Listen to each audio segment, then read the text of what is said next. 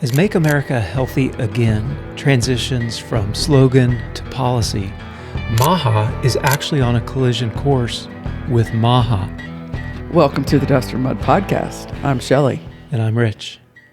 After 25 years of fighting for freedom in the U.S. Air Force, we started a regenerative farm fighting the food situation in this country.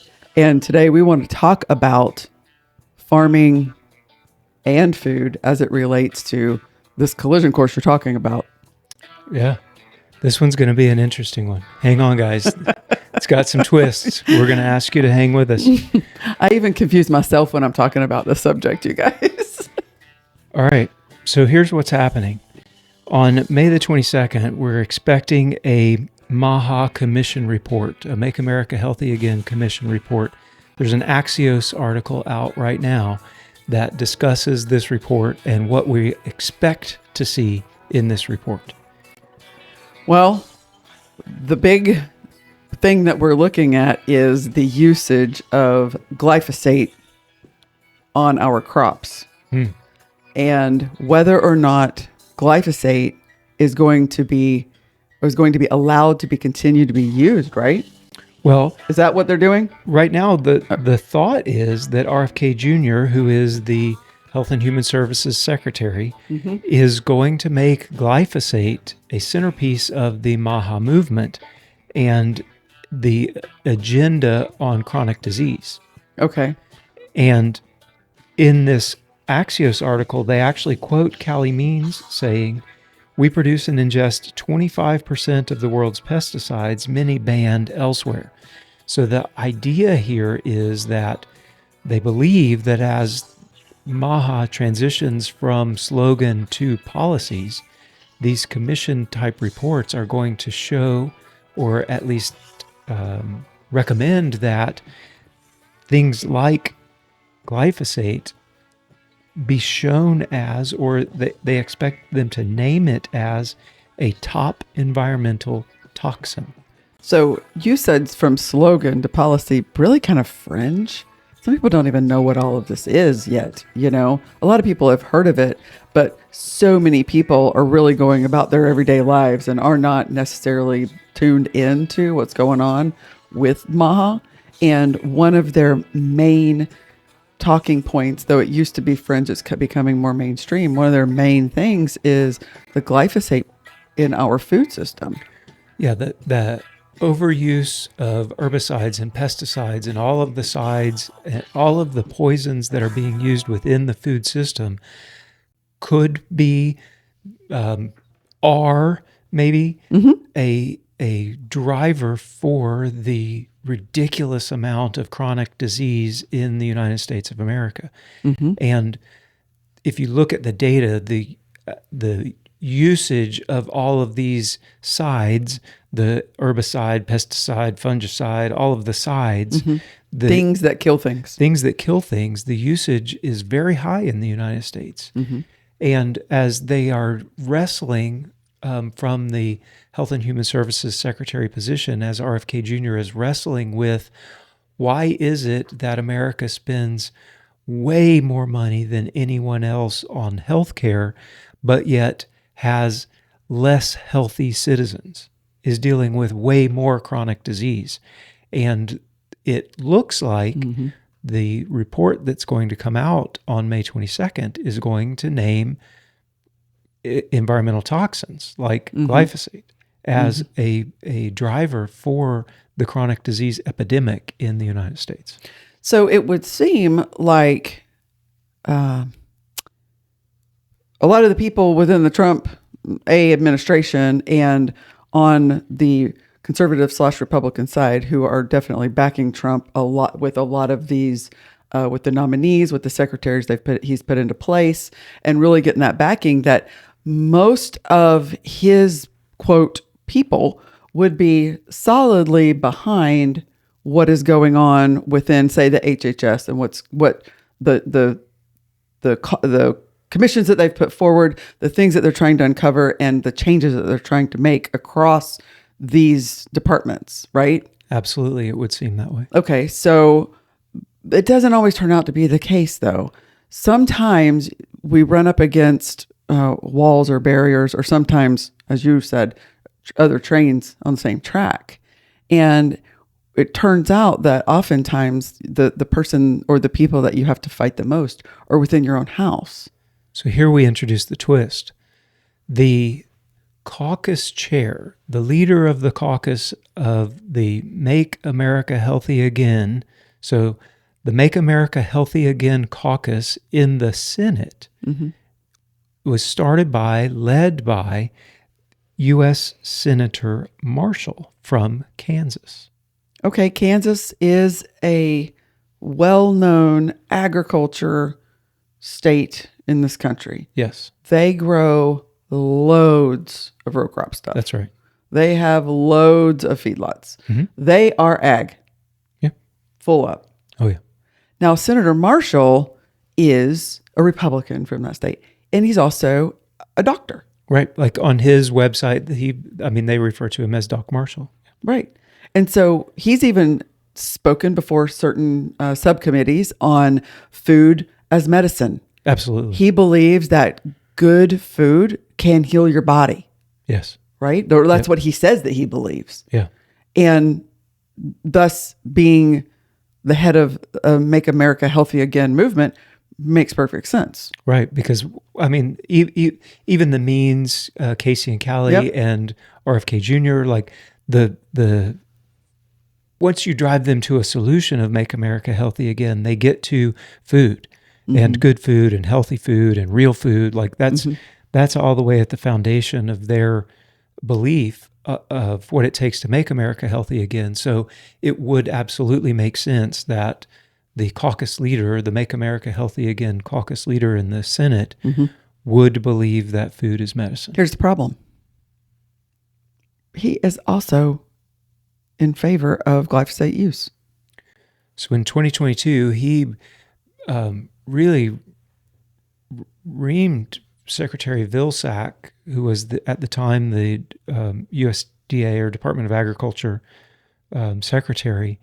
He reamed him over not standing up for the use of glyphosate. And as the EPA and the Biden administration started zeroing in on glyphosate, Senator Marshall really spoke out.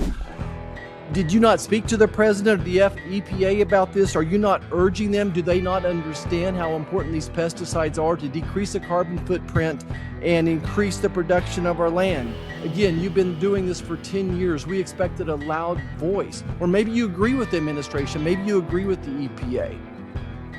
In favor of glyphosate and talked about how it's required in order to use glyphosate, and really just sort of beat up the ag secretary that he wasn't fighting harder for the use of glyphosate. For the farmers. For the farmers. Against the EPA. Against the EPA, that's right. I want to follow up with Senator Grassley's comment about the U.S. Solicitor General's statement on federal presumption of pesticide labels, emphasizing that glyphosate is used in roughly 40% of acreage. It troubles me. I think you said you weren't consulted on this issue. We expect you to be proactive. So there was a very recent AgriPulse interview with Senator Marshall, and one of the things that he says is that I'm in a position to push back. As they asked him about Casey Means taking over as Surgeon General and her push against things like glyphosate, it was you could miss it almost. It was just a little snippet in the interview, but the way he said it was, "I'm in the position to push back."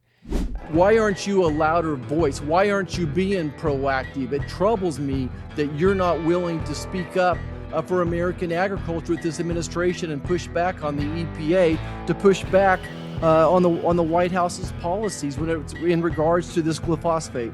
And so what that led us down the road of thinking was, man, we got a collision course happening here. Because you have the caucus lead of Make America Healthy Again in the Senate, who is threatening, I guess, to push back against the Make America Healthy Again Commission report that glyphosate is an environmental toxin. Mm-hmm.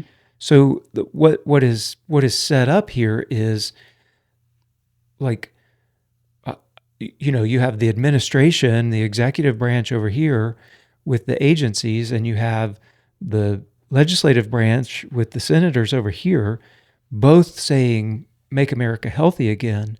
One saying glyphosate is a toxin, the other saying glyphosate is required for farming. Now, I'm going to be the devil's advocate for Senator Marshall for just a second. Okay. He did argue that they're using far fewer pesticides thanks to precision agriculture. So they are being able to do a lot more with a lot less with the precision that they have now. They're cover cropping. That isn't a new concept to them. They've been cover cropping for decades, he says.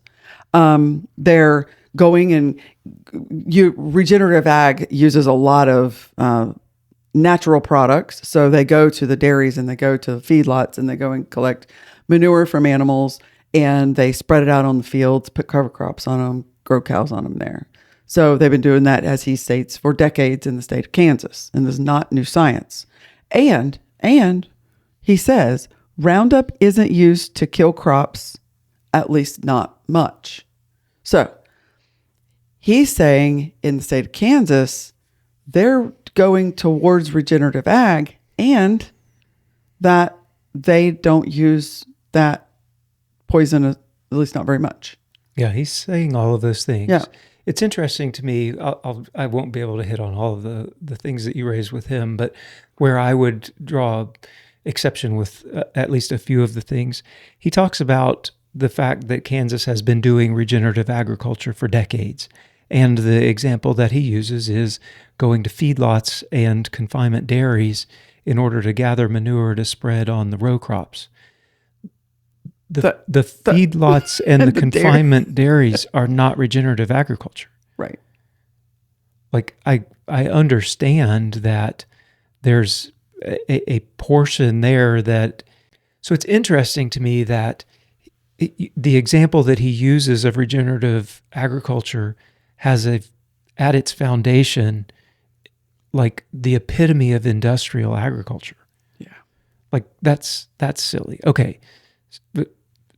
Fine. Thank you for using the manure that from industrial agriculture. Yeah. Cool. Yeah. And the use of glyphosate, it just, the words he's saying, while maybe true, it doesn't make it good. Maybe the usage is less. Okay. Mm-hmm. We'll skip some segments here and go right now into, here's some stats. Oh, the statistics. Those statistics. And this is coming from the CDC, the U.S. Geological Service, University of Michigan. 94% of Midwest, which includes Kansas, water streams contain glyphosate. 81% of Americans test positive for glyphosate in their bodies. 87% of children tested had glyphosate in their urine. It's linked to premature birth, lymphoma, neurodegenerative disorders, and many more. So, like the idea that, well, we're using less. That's not helping if it's still in 94% of the waterways and over 80% of humans. Mm-hmm. No, not helping.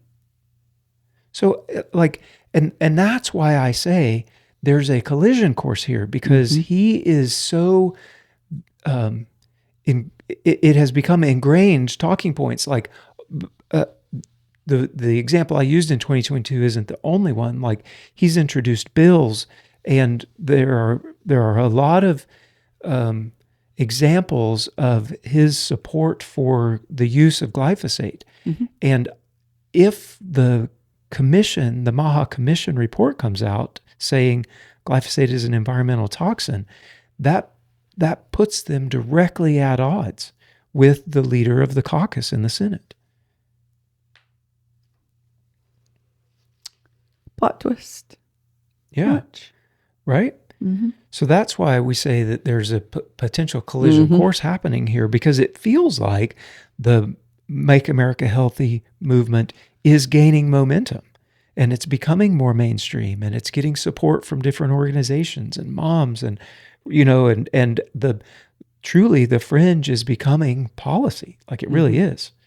And as it's gaining momentum, it's about to collide. Yeah.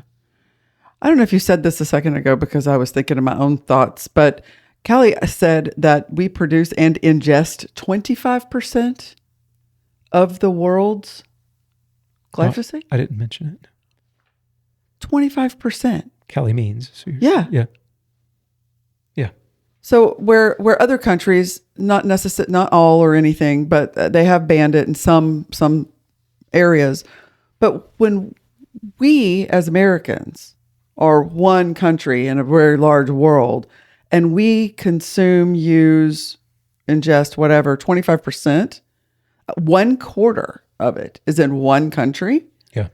And you're telling me, but we're not using as much? Right. As when?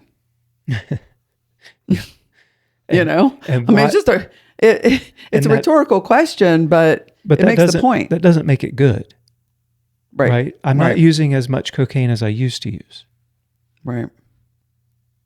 So, That doesn't mean that it's good, right? So the legal battles are about to, well, there already are many, many legal battles. We can get into that in a second with Bayer and states now, because there have been legal battles for the past decade about people getting sick, how many millions of dollars, 14 billion, in damages already paid out. Right. Bayer set aside $16 billion when all of these lawsuits started happening. They've already had to pay out $14 billion. That's a lot of money. Yeah. Okay. But they're not paying it out because people got sick. That is not why they're paying it out. They're paying it out because of warning labels. Yeah. And Shelley's saying sick, it's like cancer, like right. Lymphoma is a very common. It's not just they got a cold or a rash or something. Right. This is cancer. And at the center of the legal battle is the failure to warn, is the way they're describing it. And the Supreme Court agreed that Bayer failed to adequately warn of the potential hazards of using glyphosate. Roundup in particular. That's their, glyphosate is the main ingredient in Roundup. And while there has been $14 billion probably plus at this point paid out, the battle isn't over. The legal things going on right now are huge because they're going all the way to the Supreme Court. Yeah, their appeal. Yeah, they're asking them to appeal and remove their failure to warn finding. Because that's been the center of all of these legal cases that Bayer has lost. So that's at the Supreme Court level. Yeah. There are also actions being taken at individual state levels. Yep. And Missouri's squarely in the middle of all of it. Yeah, there's a Senate bill right now that was brought forth by a Missouri state senator who is a Republican, and that bill basically, summarizing it, says if the EPA approves it, there's no other warning labels required. And what that would do is at the state level, it would take away that failure to warn basis for suing when... Liability. Yeah, liability. It takes away the liability. So what Bayer is doing is they are, as well as the Supreme Court, they're going out to all of the states and pushing hard to get each state to enact language like this into law. It has become law in one state. It was overturned in one state. It's on the docket right now in Missouri. But interestingly, so there's, again, with the plot twist, the MAHA movement says that, or is probably going to say that, glyphosate is an environmental toxin. Okay. The MAHA movement being a part of the current Republican administration. The Republican senator in Missouri is wanting to take away the the ability to sue the makers of the glyphosate. There's a Democrat representative in Missouri, and he's introduced a bill that says glyphosate will be illegal to use, period, which seems to be more aligned with the Make America Healthy Again movement of the Republican administration than the Republican senator who is trying to take away all of legal liabilities from Bayer. So MAHA then seems to be turning out to be probably one of the most bipartisan movements that we've seen in a very long time, in that no matter which side of the aisle people come from, they can all appreciate good food and health. Yeah, and they can all also find something to fight against inside MAHA. Isn't that crazy? Right. It's a really interesting time. Yeah. So I believe it was North Dakota that passed that state legislation. Iowa rejected it. In Iowa, they called it the Cancer Gag Act, and they really started pushing in the media, social media realm, with this Cancer Gag Act. Like, I'm not allowed to talk about the fact that this thing gave me cancer. And with that, all of that social media push, they were able to. It failed there, at least. Good. Right. Yeah. Missouri, like, there's a lot of glyphosate used in Missouri. A whole lot. There's a lot of corn and soy grown here in Missouri. And they're majority, in the top. I saw that they were in the top 10 of glyphosate use. Yeah. In the states. That's right. Mm-hmm. Yep. We don't use glyphosate. No. And it's you used to, though. I remember a day whenever Roundup came out. This is in the way, way, way back. And we were living back in our hometown. And you were working with doing things that you needed some very invasive weeds killed. Soda apple. If anybody's ever encountered soda apple. And this new product came out. Roundup. Yeah. And it was the only thing that you found that would kill it. Yeah. And it was like a miracle drug. Yeah. A miracle pesticide. And that's how this Senator Marshall has even kind of mentioned that it's a miracle chemical that they can use. So while it's effective, and you saw the effectiveness back, literally that was almost 40 years ago. No, it was almost 30 years ago. The effectiveness of it is mind-boggling, but that doesn't make it edible. Correct.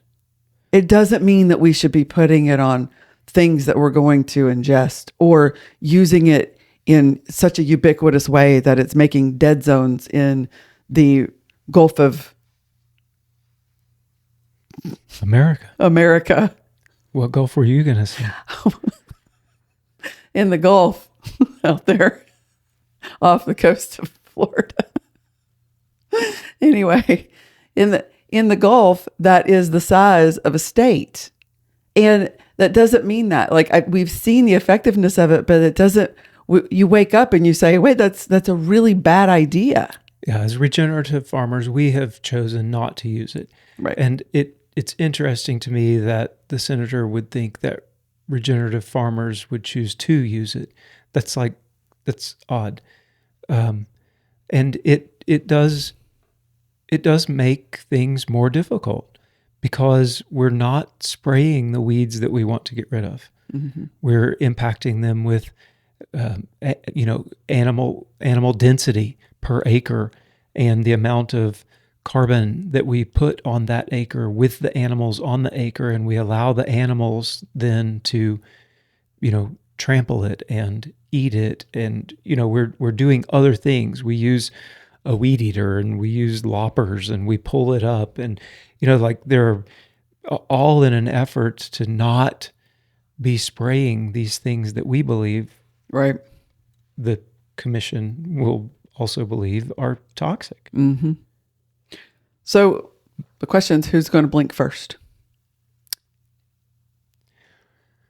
So along those lines, something to discuss also is that Bayer has threatened, maybe we'll just take this product off the market.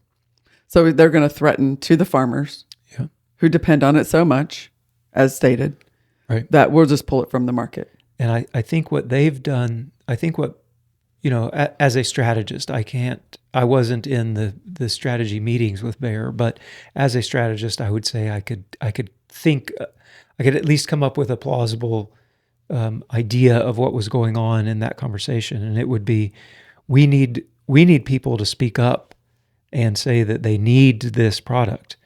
And the way to get that motivation, the way to get that moving is to say, well, maybe we'll just take it off the shelf. Mm-hmm. And then you get everybody that believes that they need it. Now they're saying, oh, no, we are not. Mm-hmm. Now we'll speak up and we'll say how much we need this.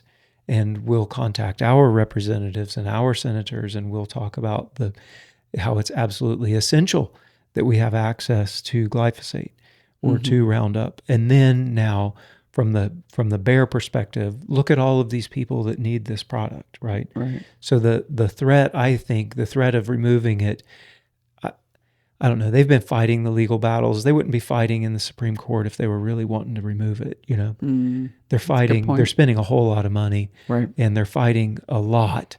And now they're just going to say, well, maybe we'll just remove it.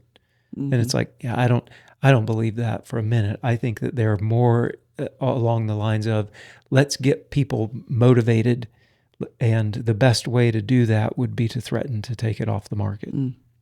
Right. So the who's going to blink first, I don't know. This may be one where you end up with executive versus legislative branches at odds. Mm-hmm. And, while you may be able to do some things with the executive order, you might not be able to get the lasting impact of law behind it. Right. Well, with the innovation of the chemical back, whatever year it was, I don't remember. So chemicals are created and they come and they go. There are certain chemicals we don't use anymore. We decided that was a bad idea. And now we use this one. And perhaps it's time for this one to wane and go away. And with technology exploding literally right now, farming isn't ready for it, but there will be technologies that come on board, like robotic weeders that can just weed the rows without any chemicals, without anybody touching anything, and take care of that, but acres at a time. We're not there yet, but the things really are moving very fast in the AI world. Talk about precision agriculture. Let's use some of that to enhance agriculture and remove the chemicals. Love it. Right? Yeah, it's beautiful. It's going to be expensive at first, but then it's going to get cheaper. Yeah, all technology is. Right? And so I think there are ways of, if I can think of that, certainly they can think of that. Oh yeah, for sure.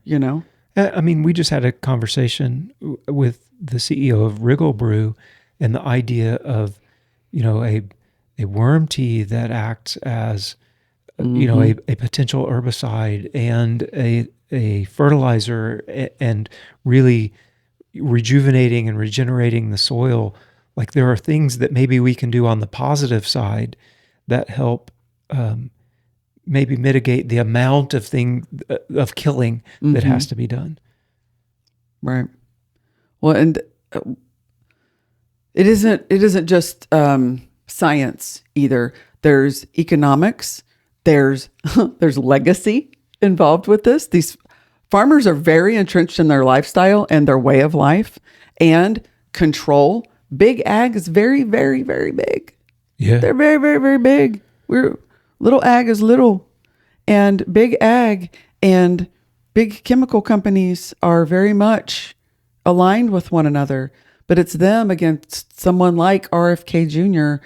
And RFK Jr. needs moms and small farmers and young people and people who want to be healthy in this country to come and voice and start rising up and saying, hey, guys, we don't want to eat this anymore. And this is one where we've heard Representative Massey talk about the way to get your voice heard is not by sending a form letter. It is not by forwarding a form email. It is by picking up the phone and calling. And, he was talking about he receives just a handful of calls a week to his office. And also, this is one where you can't say, well, my area is represented by a Republican, so, it's all good. Or my area is represented by a Democrat, so it's all good. Like the sides of the aisle, like this whole thing is so twisted.